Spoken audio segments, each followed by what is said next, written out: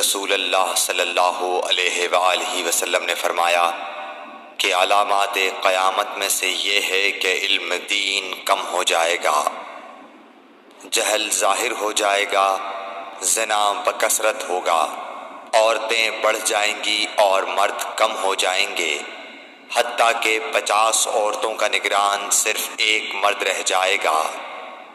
صحیح بخاری حدیث نمبر 81۔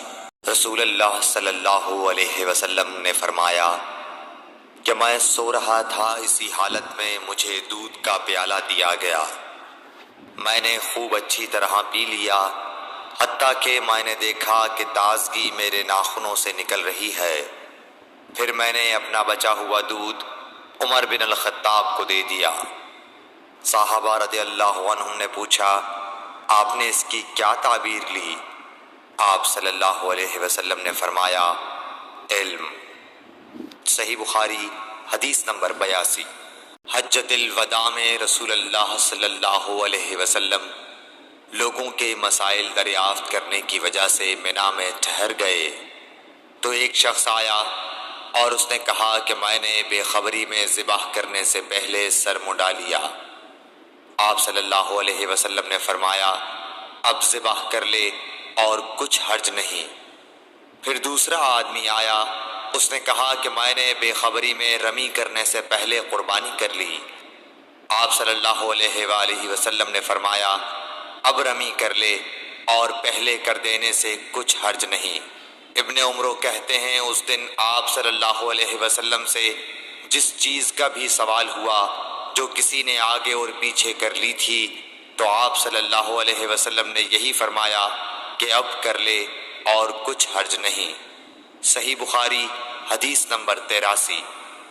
نبی صلی اللہ علیہ وسلم سے آپ کے آخری حج میں کسی نے پوچھا کہ میں نے رمی کرنے یعنی کنکر پھینکنے سے پہلے ذبح کر لیا۔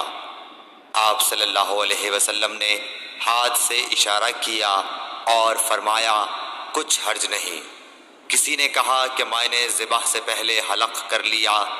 آپ صلی اللہ علیہ وسلم نے سر سے اشارہ فرما دیا کہ کچھ حرج نہیں۔ صحیح بخاری حدیث نمبر 84۔ آپ صلی اللہ علیہ وسلم نے فرمایا کہ ایک وقت ایسا آئے گا کہ جب علم اٹھا لیا جائے گا، جہالت اور فتنے پھیل جائیں گے اور حرج بڑھ جائے گا۔ آپ سے پوچھا گیا کہ یا رسول اللہ، حرج سے کیا مراد ہے؟ آپ صلی اللہ علیہ وسلم نے اپنے ہاتھ کو حرکت دے کر فرمایا، اس طرح گویا آپ صلی اللہ علیہ وسلم نے اس سے قتل مراد لیا۔ صحیح بخاری حدیث نمبر 85۔ ہم سے موسیٰ بن اسماعیل نے بیان کیا، ان سے وہیب نے، ان سے حشام نے فاطمہ کے واسطے سے نقل کیا، وہ اسما سے روایت کرتی ہیں کہ میں عائشہ رضی اللہ تعالی عنہا کے پاس آئی، وہ نماز پڑھ رہی تھیں۔ میں نے کہا لوگوں کا کیا حال ہے؟ تو انہوں نے آسمان کی طرف اشارہ کیا، یعنی سورج کو گہن لگا ہے۔ اتنے میں لوگ نماز کے لیے کھڑے ہو گئے۔ حضرت عائشہ رضی اللہ تعالی عنہا نے کہا، اللہ پاک ہے۔ میں نے کہا کیا یہ گہن کوئی خاص نشانی ہے؟ انہوں نے سر سے اشارہ کیا، یعنی ہاں۔ پھر میں بھی نماز کے لیے کھڑی ہو گئی، حتیٰ کہ مجھے غش آنے لگا تو میں اپنے سر پر پانی ڈالنے لگی۔ پھر نماز کے بعد رسول اللہ صلی اللہ علیہ وسلم نے اللہ تعالیٰ کی تعریف کی اور اس کی صفت بیان فرمائی۔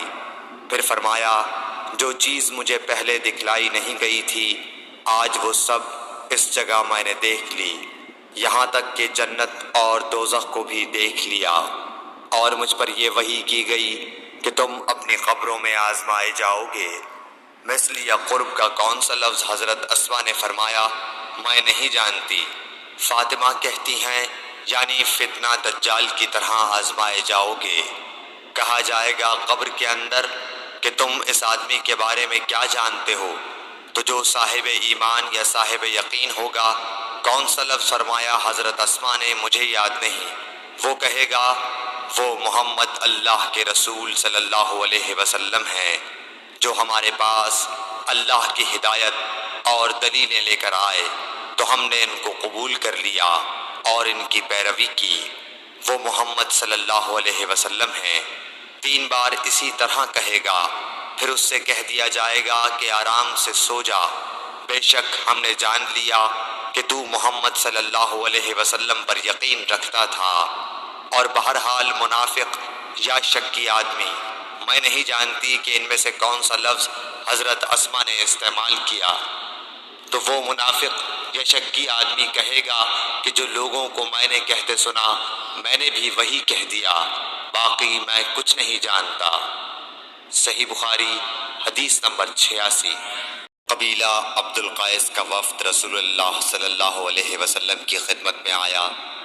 آپ صلی اللہ علیہ وسلم نے دریافت کیا کہ کون سا وفد آیا ہے یا یہ کون لوگ ہیں؟ انہوں نے کہا ربیعہ خاندان کے لوگ ہیں۔ آپ صلی اللہ علیہ وسلم نے فرمایا کہ مبارک ہو قوم کو آنا، یا مبارک ہو اس وفد کو جو کبھی نہ رسوا ہو نہ شرمندہ ہو۔ اس کے بعد انہوں نے عرض کیا کہ ہم ایک دور دراز کونے سے آپ کے پاس آئے ہیں، اور ہمارے اور آپ کے درمیان کفار مضر کا قبیلہ پڑتا ہے۔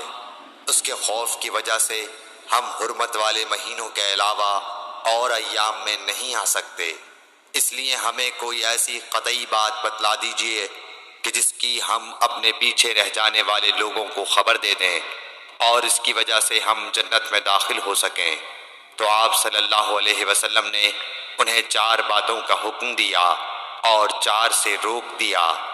اول انہیں حکم دیا کہ ایک اللہ پر ایمان لائیں، پھر فرمایا کہ کیا تم جانتے ہو کہ ایک اللہ پر ایمان لانے کا کیا مطلب ہے؟ انہوں نے عرض کیا اللہ اور اس کا رسول زیادہ جانتے ہیں۔ آپ صلی اللہ علیہ وسلم نے فرمایا ایک اللہ پر ایمان لانے کا مطلب یہ ہے کہ اس بات کا اقرار کرنا کہ اللہ کے سوا کوئی معبود نہیں، اور یہ کہ محمد صلی اللہ علیہ وسلم اللہ کے سچے رسول ہیں، اور نماز قائم کرنا، زکوٰۃ ادا کرنا، اور ماہ رمضان کے روزے رکھنا، اور یہ کہ تم مال غنیمت سے 5واں حصہ ادا کرو، اور 4 چیزوں سے منع فرمایا، دبا، حنتم، مزفت کے استعمال سے۔ اور چوتھی چیز کے بارے میں شعبہ کہتے ہیں کہ ابو حمزہ بسا اوقات نقیر کہتے تھے اور بسا اوقات مقیر۔ اس کے بعد رسول اللہ صلی اللہ علیہ وسلم نے فرمایا کہ ان باتوں کو یاد رکھو اور اپنے پیچھے رہ جانے والوں کو بھی ان کی خبر کر دو۔ صحیح بخاری حدیث نمبر 87۔ عقبہ نے ابو احاب بن عزیز کی لڑکی سے نکاح کیا تو ان کے پاس ایک عورت آئی اور کہنے لگی کہ میں نے عقبہ کو اور جس سے اس کا نکاح ہوا ہے اس کو دودھ پلایا ہے۔ یہ سن کر عقبہ نے کہا مجھے نہیں معلوم کہ تو نے مجھے دودھ پلایا ہے، نہ تو نے کبھی مجھے بتایا ہے۔ تب سوار ہو کر رسول اللہ صلی اللہ علیہ وسلم کی خدمت میں مدینہ منورہ حاضر ہوئے اور آپ سے اس کے متعلق دریافت کیا، تو آپ صلی اللہ علیہ وسلم نے فرمایا کس طرح تم اس لڑکی سے رشتہ رکھو گے، حالانکہ اس کے متعلق یہ کہا گیا۔ تب عقبہ بن حارث نے اس لڑکی کو چھوڑ دیا اور اس نے دوسرا خاوند کر لیا۔ صحیح بخاری حدیث نمبر 88۔ حضرت عمر سے روایت ہے کہ میں اور میرا ایک انصاری پڑوسی دونوں اطراف مدینہ کے ایک گاؤں بنی امیہ بن زید میں رہتے تھے، جو مدینے کے پورب کی طرف بلند گاؤں میں سے ہے۔ ہم دونوں باری باری حضرت صلی اللہ علیہ وسلم کی خدمت شریف میں حاضر ہوا کرتے تھے۔ ایک دن وہ آتا، ایک دن میں آتا۔ جس دن میں آتا اس دن کی وحی کی اور رسول اللہ صلی اللہ علیہ وسلم کی فرمودہ دیگر باتوں کی اس کو خبر دے دیتا تھا، اور جب وہ آتا تو وہ بھی اسی طرح کرتا۔ تو ایک دن وہ میرا انصاری ساتھی اپنی باری کے روز حاضر خدمت ہوا۔ جب واپس آیا تو اس نے میرا دروازہ بہت زور سے کھٹکھٹایا اور میرے بارے میں پوچھا کیا عمر یہاں ہیں؟ میں گھبرا کر اس کے پاس آیا۔ وہ کہنے لگا کہ ایک بڑا معاملہ پیش آ گیا ہے، یعنی رسول اللہ صلی اللہ علیہ وسلم نے اپنی بیویوں کو طلاق دے دی ہے۔ پھر میں اپنی بیٹی حفصہ کے پاس گیا، وہ رو رہی تھی۔ میں نے پوچھا کیا تمہیں رسول اللہ صلی اللہ علیہ وسلم نے طلاق دے دی ہے؟ وہ کہنے لگی میں نہیں جانتی۔ پھر میں نبی کی خدمت میں حاضر ہوا۔ میں نے کھڑے کھڑے کہا کہ آپ نے اپنی بیویوں کو طلاق دے دی ہے؟ آپ صلی اللہ علیہ وسلم نے فرمایا نہیں، یہ افواہ غلط ہے۔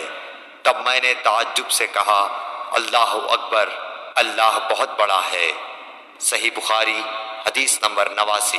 ایک شخص حزم بن ابی کعب نے رسول اللہ کی خدمت میں آ کر عرض کیا یا رسول اللہ، فلاں شخص معاذ بن جبل لمبی نماز پڑھاتے ہیں، اس لیے میں جماعت کی نماز میں شریک نہیں ہو سکتا، کیونکہ میں دن بھر اونٹ چرانے کی وجہ سے رات کو تھک کر چکنا چور ہوتا ہوں اور طویل قرات سننے کی طاقت نہیں رکھتا۔ ابو مسعود راوی کہتے ہیں کہ اس دن سے زیادہ میں نے کبھی رسول اللہ صلی اللہ علیہ وسلم کو وعظ کے دوران اتنا غضبناک نہیں دیکھا۔ آپ صلی اللہ علیہ وسلم نے فرمایا اے لوگو، تم ایسی شدت اختیار کر کے لوگوں کو دین سے نفرت دلانے لگے ہو۔ سن لو، جو شخص لوگوں کو نماز پڑھائے تو وہ ہلکی پڑھائے، کیونکہ ان میں بیمار، کمزور اور حاجت والے سبھی قسم کے لوگ ہوتے ہیں۔ صحیح بخاری حدیث نمبر 90۔